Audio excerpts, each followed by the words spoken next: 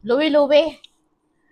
Sa aming trabaho, bawal na ang magsalita ng Tagalog. Oh. So ngayon, ay puro kami English. Dahil bawal na nga mag-Tagalog. At gawa ng may mga, siyempre, may iba-iba kaming kasama. Gusto ko na iba-iba ang aming mga salita. May English. May, ano ba? Sasabihin ko, ulitin ko.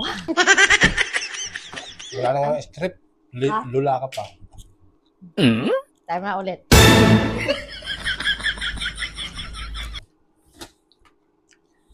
Alam mo, Luway, doon sa aming trabaho, bawal na ang mag-English.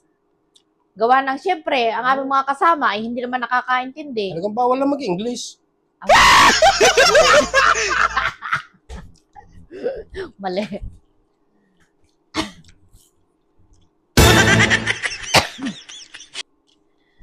Luwe. Doon sa... Nangangatala muna ko. Luwe.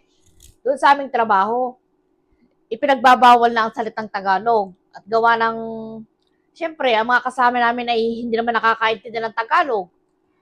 Ay kami, mas marami doon ng Pilipino. Ay ngayon, ay kinausap kami ng aming manager. Ipinagbabawal na talaga ang Tagalog. Ay ngayon, ako nagsalita. Dahil sabi ng katrabaho ng puti, meron daw siyang alagang pusa. Ay diyan sabi ko, ay may alaga din kami pusa. Ay ganyan ang pagkakasabi ko. Sabi ko, I have a female cake. A female cake.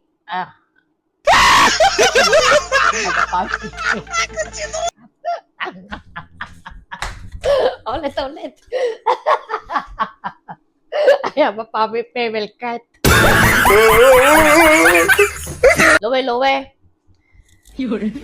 Ako'y nagsalita ng English sa amin trabaho. Ay ako para may pinagtawanan. Ay paano ngayon? Ay pinagbawal na nga sa amin ang magsalita ng ano. Ba, pinili ko. Baka mamaya hindi ko pinili.